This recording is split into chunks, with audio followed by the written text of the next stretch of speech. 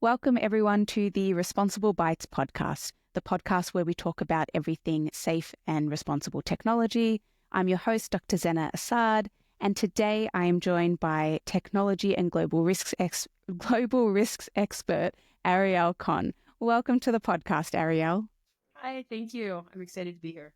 I'm excited to have you here for lots of reasons, one of them being that I just finished reading your recent blog post, which was titled Prehistoric Life versus Technology. And the blog post basically puts forward the question, is technological progress always good? Can you tell me what motivated you to write this blog post? A lot of things did. So I've been looking at a lot of different really big global issues for nearly a decade now, and trying to understand, what are the root of these issues? How do we address them? How do we even start to consider them and think about them and all of that fun stuff? And so I've done a lot of different reading over the years. And I came into all of this with the idea that, I talk about this in the blog post that, there's this story that I've been taught that in general, we start with this sort of prehistoric life where we have hunters and gatherers and sort of like, the cavemen in air quotes, who led really hard lives. And who knocked each other over the head with big wooden bats. Yes, exactly. They knocked each other over the heads with wooden clubs. They had to live in constant fear of lions, and it was just, always terrible weather somehow, and things like that, and freezing to death, and so we're raised with this story that this is what it was like. It was awful. And then about 10,000 years ago, we got agriculture. And with the rise of agriculture, the story goes that, things started to be more safe and secure. So you had a reliable food source with agriculture, and you could start building towns, and communities could work together more. And we just sort of kept moving forward with progress, and it was slow, and there was back and forth. There were, in Europe, we had, Greece with all of its, or Rome and Greece with all of their sort of educational advances, writing in Samaria, even before all of that, all of those fun things. And then again, in Europe, we had the Dark Ages, and then we had the European Enlightenment. And so for the last few hundred years, the story goes, we've learned more and more, we've gained more and more knowledge, and science has helped us develop technological progress. We got the Industrial Revolution.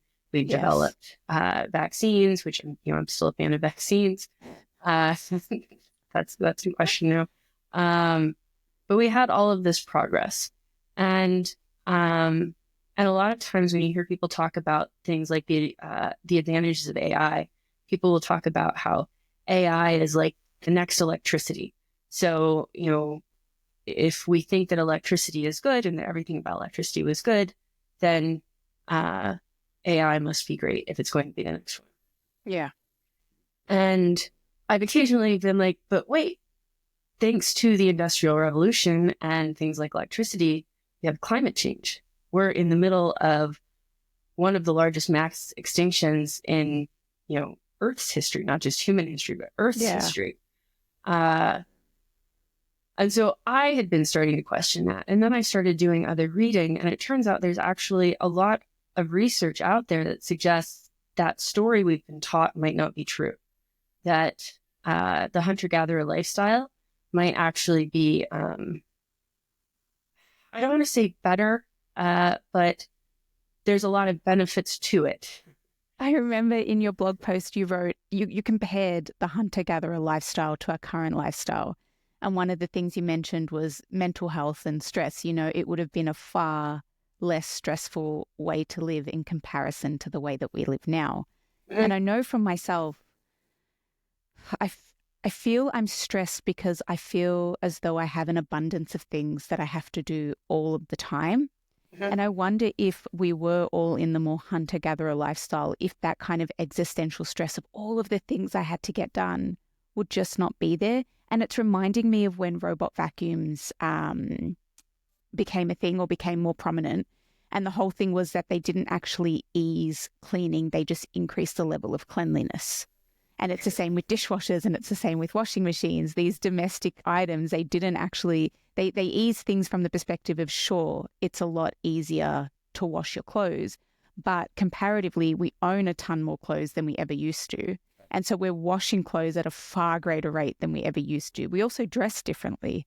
Didn't they used to dress with undershirts and things like that so that you just wash those and you didn't wash the huge dresses and things you wore on top?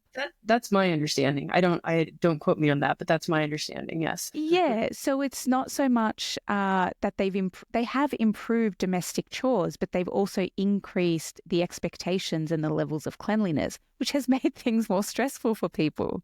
And so I don't actually think that if I was the person I am today that I would survive a hunter-gatherer lifestyle, but still, in theory, I'm willing to accept that I would have had a less stressful life. And so I think that's one of the big things that I really would love to see us considering more, because the more I consider what these lifestyles are like and the more I read about them, I think some of the articles that I was reading and that I quote in that post were saying that hunter-gatherers that exist still today. And so this is actually some of the valuable research that's been coming out, is that there are still hunter-gatherer communities that exist today. Mm-hmm. And so and within the last 30 years. And so we can study those communities and see what life is like for them today, and learn a lot about what that probably meant for hunter-gatherer lifestyles, 150, 200,000 years ago. They're probably not paying an arm and leg for groceries like we are. They're not, no. And so some of the some of the interesting things are that a lot of hunter-gatherer communities do not have food shortages. They don't have issues with access to food. One of the articles that I read even suggested that because they tended to live a more nomadic lifestyle, it enabled them to have much larger communities than we tend to associate. So it's not like it was just, these little tribes of 20 to 50 people. It's that you have these groups of 20 to 50 people who then travel, I don't know, hundreds of miles or something like that over some time We period. have to convert that to kilometers. Oh, I'm Australian. I don't know how to speak in. Let's see. I don't know. Lots of distances. Yeah, lots of distances. That's much more distances. That's much more global. Really, really big distances. It would take us hours. Very far away. Yeah. So then they also, like some of the articles I was reading are saying, like, these communities, the average person works, again, I'm using air quotes a lot here, up to, that's the maximum of 19 to 20 hours a week. And so that averages out to being less than 3 hours of work a day. And that work is what we do as hobbies today. So hunter-gatherers do things like hunt and go out into nature and look for berries and craft things, like they have to make, baskets or cups or clothing. So all these things that we think of as hobbies are what they do for work, and they only spend at most 3 hours a day doing this. So yeah, going back to your earlier point, the idea of how much stuff we have to do and how much we stress out, and there's also, sorry if I start rambling, just cut me off, because something else. You're not rambling at all. I'm so engaged in this, and I'm so engaged in this idea that the things that we used to do as general life are now the things that we crave to do as hobbies to get away from what has become our general life. Like, I know for me, a big part of de-stressing and, trying to decompress is physically separating myself from my phone.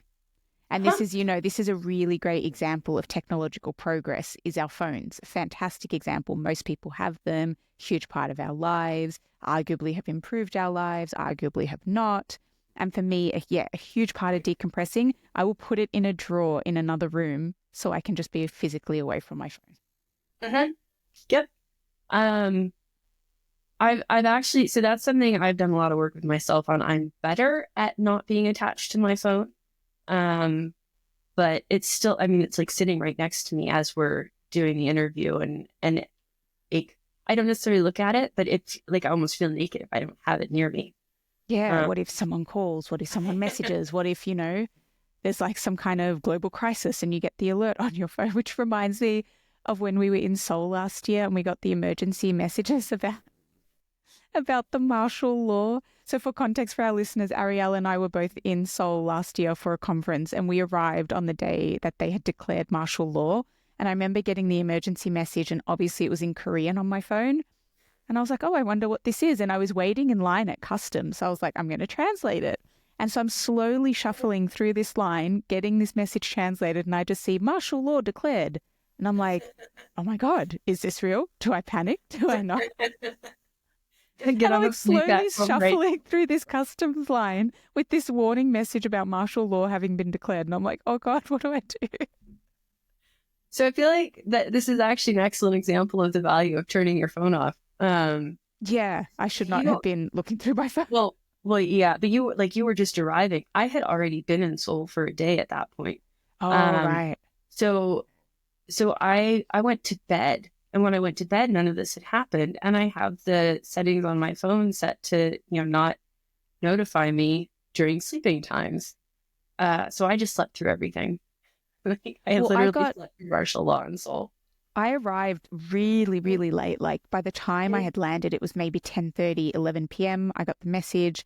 I got through customs and there was someone waiting to pick me up. And I remember asking her, I just showed her my phone and I was like, am I okay? Do I have to leave? And she was like, you're fine. And I was like, okay. So, I get into the car and it's an hour drive to the hotel. So by the time I get there, it's midnight. I just went to sleep because I was like, there's nothing I can do in this situation. And then by the time I woke up, it was gone. Mm-hmm. They were like lifted. And I was like, great, I'm going to go get a facial. I'm in Seoul. Yep. I woke up to a whole bunch of panicked messages asking if I was okay. And I'm like, frantically checking the news at that point. And yeah, it was lifted and weird. But yes, so I slept through it. I highly recommend doing that. Yeah, it was a wild 5 hours. But no, I also slept through it, woke up the next day, and it was absolutely fine. But I want to I pushed just onto a tangent. So I want to go back to what we were talking about, this idea of technological progress being always good. And one of the things I was thinking about when I was reading your blog post was, is it the fact that technological progress is not always good? Or is it the fact that human beings are not always good and technological progress gave us a different way to not make great decisions? So I don't know. The short answer is I don't know. And I don't know how well any of us really know that. But one of the things that has struck me recently is that humans existed for, the numbers seem to vary, and I'm not, an archaeologist, so I only know this so much, but it seems to be humans as Homo sapiens have existed for about 250 to 300,000 years. That's a really, really long time frame. Agriculture has existed for about 10,000 years. And it's in that period that we've seen, what we call progress.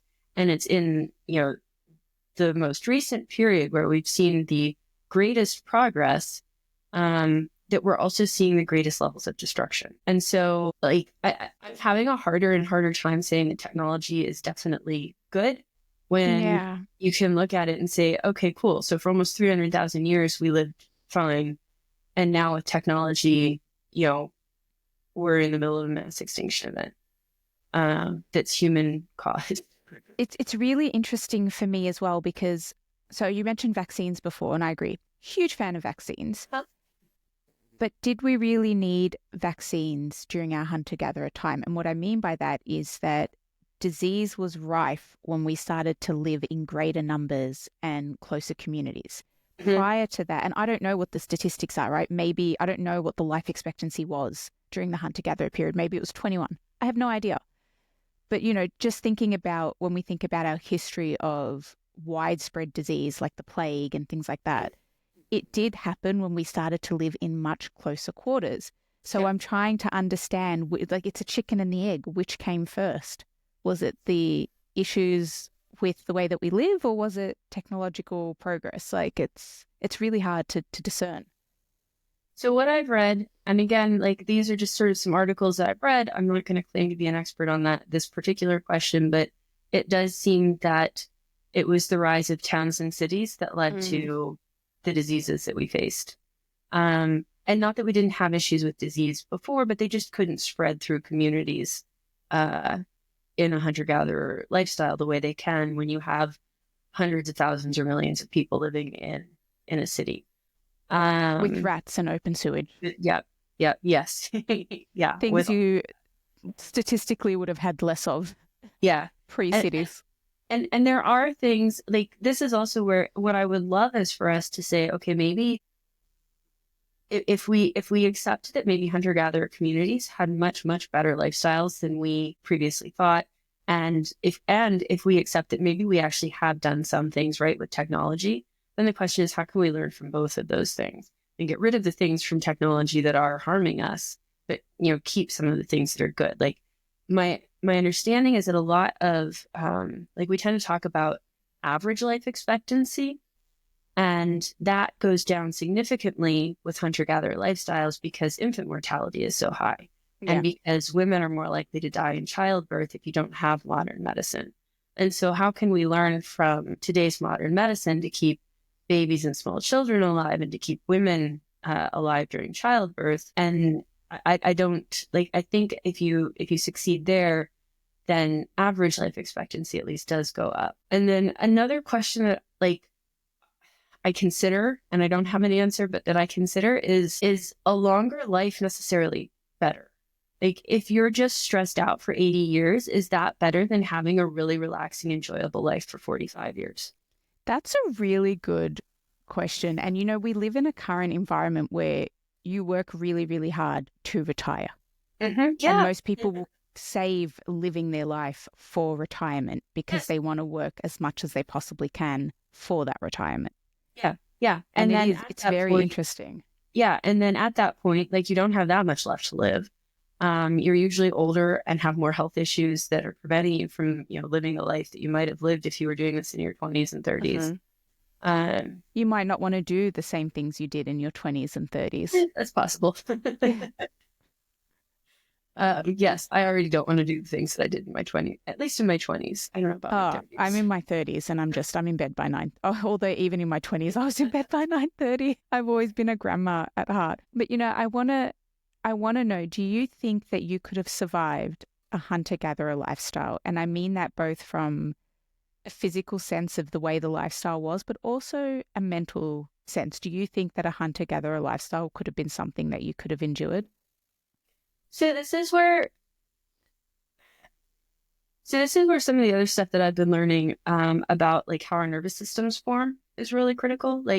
If I was born into a hunter-gatherer lifestyle, as long as I survived infancy and childhood, yeah, absolutely. Because that's what I would have been raised with. That's what I would have known. Even, it's what my parents and their parents would have known. So you'd have that intergenerational lessons learned that would make it a lot more doable. Could I go be a hunter-gatherer now? No, I would die within a week, if not sooner. See, I don't think I could have been a hunter-gatherer even if I was born into that life cycle, into that life's that particular life with generations of my family. I think the kind of personality that I am, I do not think that I would have survived the hunter-gatherer life. I just couldn't. And then, I would have died within 24 hours if it was the person I am today. But even just the nature of my personality, I do not think that would have been the right lifestyle for me. So tell me more. I'm curious why. I don't like dirt. I'm a huge germaphobe. So I don't, my husband's really, really into camping and the outdoors. It's just not, I want to be that person. I'm not. So I don't like dirt. Is that because that's who you are? Or is that because you have a predisposition to learning about potential threats and you dislike those threats? But if you were born into a hunter-gatherer lifestyle, germs, we've only recently discovered germs. So if you were born 300, 400 years ago, you couldn't have been a germaphobe. It's interesting you say that. Have I ever told you about the time I thought my leg was going to be amputated? No. Okay, I'm going to dig into this. I think this will answer the question. I was in my 20s and I had a ringworm on my left leg because I had gone swimming in a public pool Then I ended up with this huge ringworm on my leg, and I didn't realize it was a ringworm at first. I just had this like gross thing on my leg. It was growing, and I was like, oh, my leg is going to be amputated. Like, I did a bunch of research on Google, and Google told me that my leg was no longer going to be attached to my body. And I was like, of course, this has happened. I knew this was going to happen to me. And I used to work in a bookshop at the time. And I remember I was working a shift with my colleague, and I was telling him how like my leg was going to be amputated. And I was convinced that this leg was larger than my other leg. Anyway, I finally make an appointment with the doctor, and I'm telling him this whole thing. And this was my family doctor. And when I walked in, he was like, oh, Zena, okay, what is it this time? So I walk in to tell him, I literally walked in and I was like, my leg is going to be amputated. And he just took a deep breath and he was like, tell me why you think this is the case. Anyway, I show him this huge thing on my leg. I tell him about how this leg is larger than the other. So he calmly takes out a tape measure and he measures both my legs. And it turns out that the normal leg was like, I don't know, 1 millimeter or 2 millimeters bigger than the other one. And Nice. then he gently told me that this was just a ringworm and it was fine. And he gave me antibiotics and it went away. So with you saying that, if I didn't have access to Google, would I still have freaked out and thought my leg was going to be amputated? I'm not sure. But I was convinced for like 3 days. I was like, this is it. This leg is going to come off. So I will say that's a common problem with looking stuff up online, health issues online, is we all end up thinking something catastrophic is about to happen to us. Yeah. But there's also, are you familiar with the highly sensitive person gene? No, but I think I have it. So you might.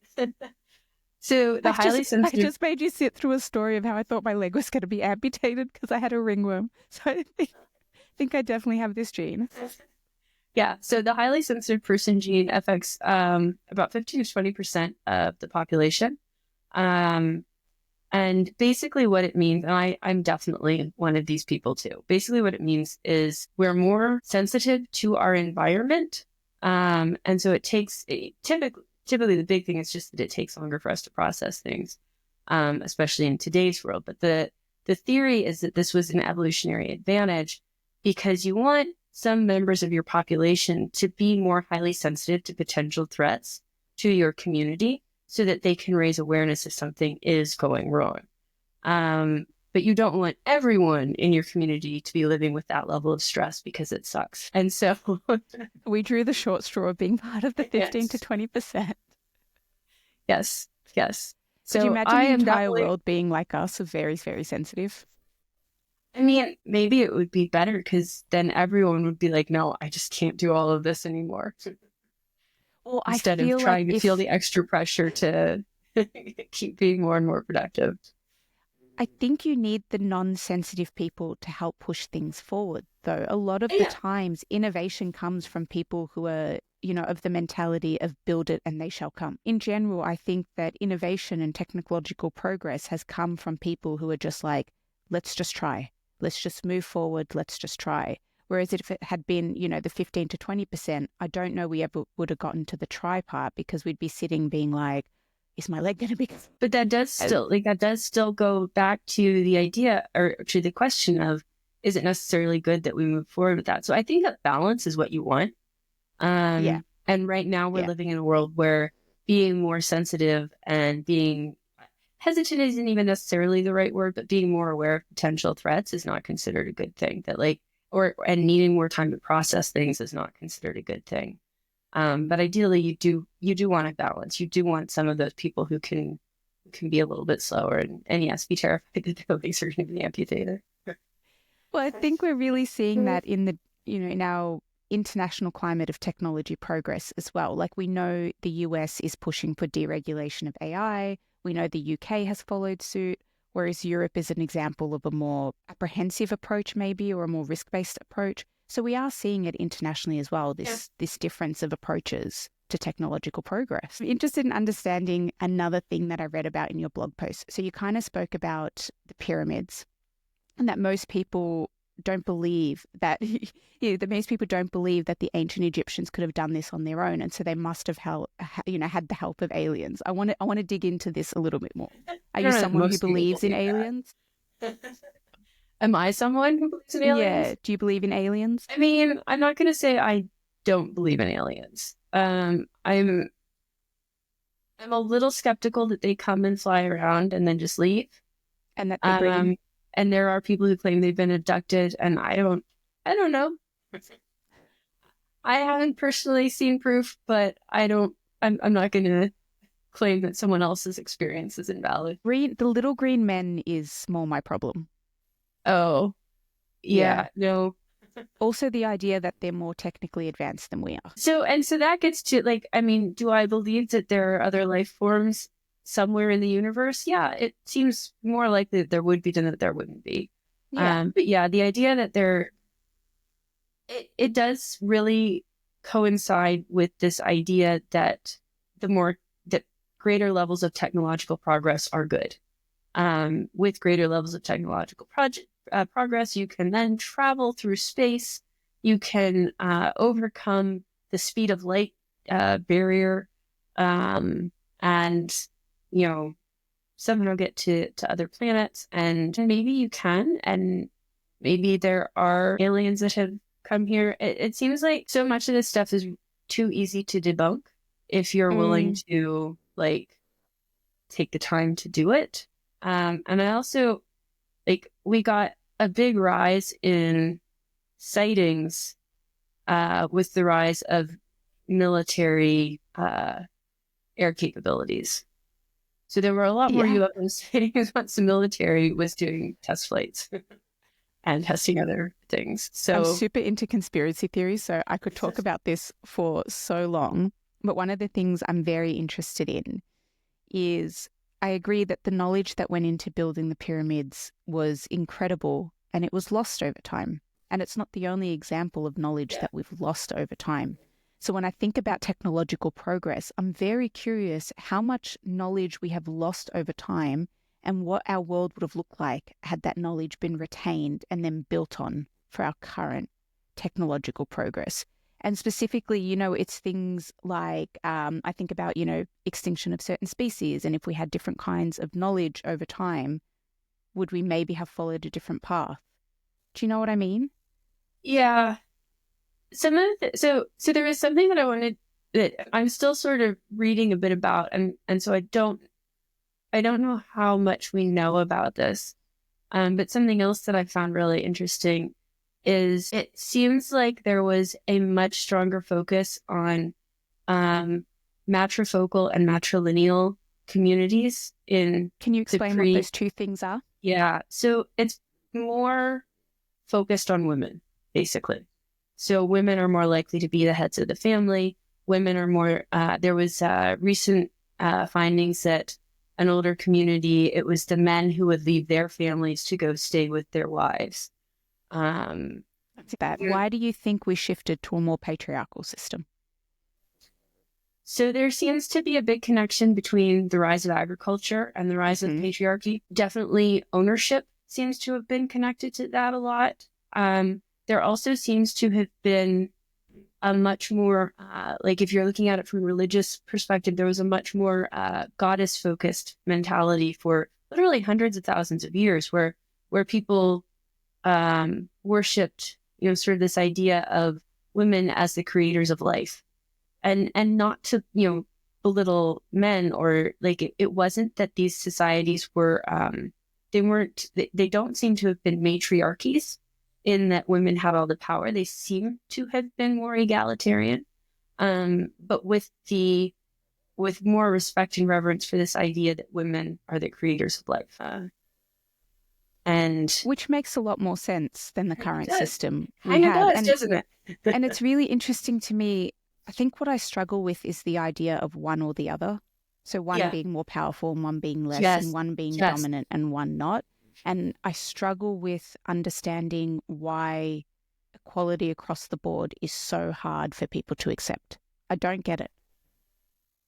I don't get it either. And some of it seems to be like we've really adopted these mentalities that certain masculine traits are to be favored over anything else.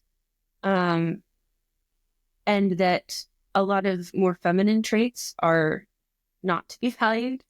And yet Yeah. when you have a balance, when you respect both equally, life just seems better.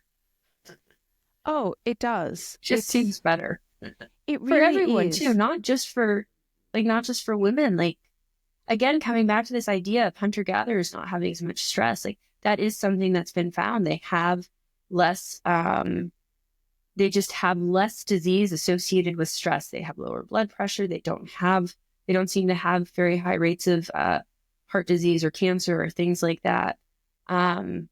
Like, these are better lifestyles for men too. Everyone is happier.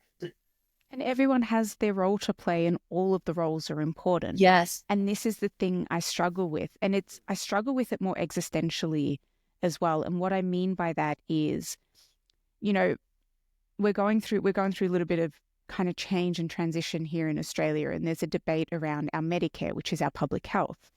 And there's some people who are advocating for a shift to privatize health, which we know doesn't work. Like, we see it in the US. And a lot of people make the claim of, oh, well, if you just worked harder, if you just got a better job. And my question to that is, what defines a better job? Objectively, I know people are going to think it's things like being a lawyer or a doctor or, something that makes a lot of money. Great. If you think that's a better job, no worries. But what about all of the other jobs? So if everybody got better jobs by your definition of a better job, who is going to do all of the other jobs that are left? Those jobs are just as critical for us. Like, garbage collectors are the reason garbage collectors are the reason we don't have disease running around, right? If no one was picking up your rubbish every week and it was lying around in the streets and we had rats and vermin everywhere, we would be a much different society. Yeah, if I had to choose, if I had to choose a world without lawyers and bankers or a world without garbage collectors, I'd 100% go for the world without the lawyers and bankers. Yeah. And so it's really difficult for me to accept these kind of societal expectations that people place. Like, if you get this job of being, a lawyer or a banker or a doctor, I feel like the doctor one is valid. Okay, they save lives, so let's pull the doctor. Doctors are killing my argument here, so I'm going to push them to the lawyers side. And bankers for a reason. Yeah. So if we look at, lawyers and bankers, I'm not saying that their jobs are not essential to our society. That's not what I'm saying. But what I'm saying is that I disagree that they are quote unquote better jobs than other jobs on the basis of what? It's money. Money is the reason. Yes. Because you get paid more money to do it, which I just think is ridiculous, really. So this gets to something else that I've really been considering a lot lately too, and that's the idea of that we feel the need to have or add value in the first place, that the fact that we exist isn't something that's good enough to begin with, that we have to prove ourselves. And so I do believe we have to contribute to society in some way. I disagree that we have to prove ourselves, but I do agree that we have to contribute to at least the world around us in some capacity.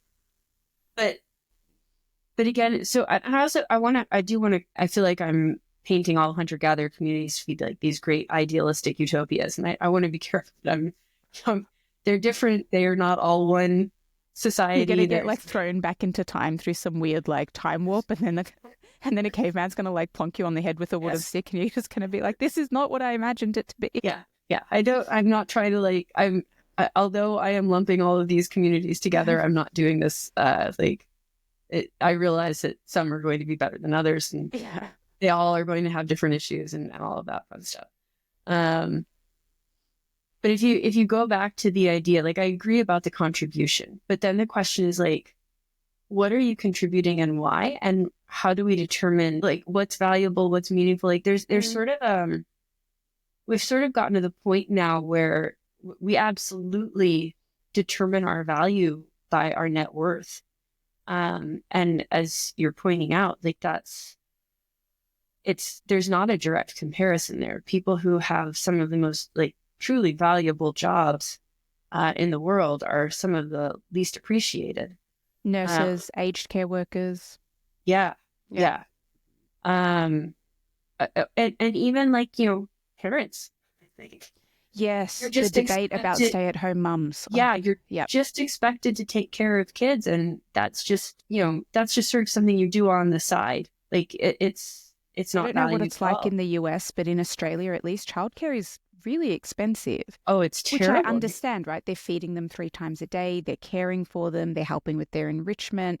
I get it. But it's like, why do we value childcare and price it at that rate? But stay-at-home mums we look down on. Or the amount of judgment that goes towards parents who aren't able to give their kids everything that they need, time wise, especially, that aren't able to give their kids the time and attention that kids really do need growing up, because Yeah. they don't necessarily have enough money to afford the childcare and they have to work. Like, There's also the stigma around stay-at-home dads. yes, You know, yeah. I we mean, there's want stigma this around stay at home. Both parents. more Dads so is for even dads, worse. I think. Yeah. Yeah. And it's interesting because we want equality, we want equal rights between men and women. And yet when we have some men who are like, you know what, you go do you, and I'm going to stay here and I'm going to help raise these kids, the stigma they get is exponentially worse than the stigma stay-at-home mums get. Yeah. And so then I go back to the hunter-gatherer community that only works for, 3 hours. They're living as a community and everyone's helping raise the kids. Again, It was I very don't much want it to, takes a village. yeah. But we've absolutely gone from it takes a village to you should be able to do it as a single mom and work. It's interesting to me. So I want to go back to this idea of whether or not technological progress is always good. And I want to hone in on the point that I made of whether or not it's technological progress that is good or bad, or it's human decision making that is good or bad. So the Industrial Revolution was huge for us. It really did. It moved us ahead with leaps and bounds. But what it also did was that it opened up the door for mass consumerism. Everything was made much quicker and much cheaper and much more accessible. And now, today, we have Kmart and Temu and, I don't know, Shein. Oh, so I'm going on a tangent here, but I made a deal with myself last year that I broke, that I've made again this year. And it's that I'm not buying any new clothes. If I'm going to buy clothes, they have to be secondhand. So we call them op shops here. I think you call them thrift stores. And the amount of Shein and Kmart items I find at the op shop is wild to me. Literally, like, if I'm going through a rack, maybe 5 to 6 out of 10 items will be Shein or Kmart. And I just look at it and I'm like, it's not even worth going to the op shop anymore. Like, you used to be able to go and get some really pretty good quality stuff at a good price. And now it's just Kmart and Shein because it's super cheap and affordable to buy these items with the intention of wearing them once because they're trendy in that moment, and then just giving it to the op shop and buying another set of items. And sorry, so the whole place I was going with this was about human decision making. I'm sorry. So I'll get back on the train. So yeah, the Industrial Revolution, moved us forward leaps and bounds, but it did open up the pathway for mass consumerism. And mass consumerism is a human choice. It is a choice for us to fill our homes with crap, just loads and loads of crap. Every time my husband and I move house, I look around, I'm like, why do I own this much stuff? I'm going to stop. I'm going to be a minimalist. And then we move in and, the dust settles. And I'm like, ooh, look at this lamp. It's not like I already have 7. But that's my decision. And so I'm really interested in understanding this tension between whether or not it's technological progress that isn't always good, or if it's human decision making that has never really been good. So I think that's actually super complicated. So again, like, we're starting to come out with more and more science and research around just how wired our brains are from very, very, very young ages. So like, there's and just all the different ways in which our brains get wired. And so if you are raised with a lot of these, I don't know how to describe it exactly. I think basically the more that I've learned about how the human nervous system and brain works and how it's formed and how it's affected by big traumas, little traumas, day-to-day interactions, the less convinced I am of the actual conscious choice that we think we have. And there's been some really interesting research that found, when people think they're making a conscious decision, their brains have actually already fired in advance of people thinking they made the decision.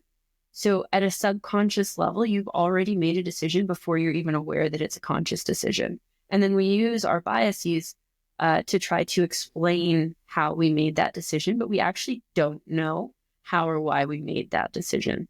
And again, so I've had to do a lot of work on myself with like mental health issues and things, and all of this can be rewired, which has been a really interesting thing for me to learn. Like you can learn to wire yourself to make different decisions. But I'm very cautious of saying that people are making choices anymore. It's not that we're not, but we kind of aren't. I'm going to use this argument next time I have an argument with my husband. Go for it. Bren is really big on asking me why. Like, why did you do this? Why did you say this? And then, a lot of the times I'm just like, I don't know. I just did. Now I have a scientific reason and be like, actually, I didn't even make this decision. It's an interesting book that I started, and I only got like 50 pages into it. It's a huge book. It's called Determined, and I don't have it next to me, so I don't remember who wrote it. But the book is called Determined, and it talks, like, even just the first 50 pages talk about a bunch of what I've mentioned here. You're going to have to send me the link to this book, and I'll also make sure to put it in the show notes in case anybody else is interested. Yeah. But there's been I've read a lot about early childhood development and how our nervous systems get wired. Don't they say it's the first 3 years that are the crucial years? I think so. Yeah. So much happens. Like so much is formed. And then other stuff, gets added onto that. But yeah, the first 3 years. It's a lot of pressure as a parent, if you're going to have a kid and you're just like, these first 3 years are going to be, the defining years of how your kid turns out. It's really hard, especially because like for the first 6 months, they just, they don't do much. They kind of just sit there. They're still figuring out how to like hold their necks up. Yeah, it gets even harder too, because like parents had their own first 3 years and that formed who they are. So if their parents didn't get things right, in order for them to get it right for their own kids, like they have to unlearn and relearn a whole lot that they're probably not able to do realistically. It's all complicated, but I find it super fascinating. And I am actually hopeful that if like we actually start learning about all of this and considering it more seriously, that we actually can make a better world. I think so too. I read this thing and it was saying, be gentle with your parents because this is also their first time at life. And I think it gave me a much more kinder and empathetic view. I mean, I love my parents, I always have, but it gave me a kinder and more empathetic view to look at them through. Yeah. There's a lot out there about, dealing with trauma from childhood, and it can really end up being a lot of blame your parents for everything. You can. I don't think I don't know. I don't think it's fair. I don't think it's fair. I don't. I think everybody is finding their way and trying to figure out life, and life is hard and complicated. It is. Yeah. And like I said, the more you learn about how you really aren't making choices the way that you think you are, the harder it is to hold people accountable. This loophole, Ariel, you've given me the best loophole. Instead of improving communication, I'm just going to be like, well. No, you can rewire yourself. Don't tell me that. I've latched onto the thing I want to latch onto, which is that I'm not actually making my own choices. It's not your fault, whatever you do. Next time I eat an entire bag of chips in one sitting, I'll be like, did not make this choice. My body just was wired this way. All right, I think this is a positive place to end our episode on, but I do always end with one question that I ask all of my guests, which is, what is one piece of advice you would give to people to engage with technology safely and responsibly? So what is your one responsible bite? I think, so since we've been talking about like human choices and decision making, I think maybe, some of what you were suggesting at the very beginning is learning to step back from technology and understanding when you have a hard time doing that. I think that's a really great piece of advice and a great place to end off on. Thank you so much, Ariel. You've been amazing. You've humoured me with my questions about aliens. and how to win arguments with my husband. That's what I'm here for. Exactly. You've been so wonderful to talk to. Thank you for being on the podcast. Thank you. This was fun.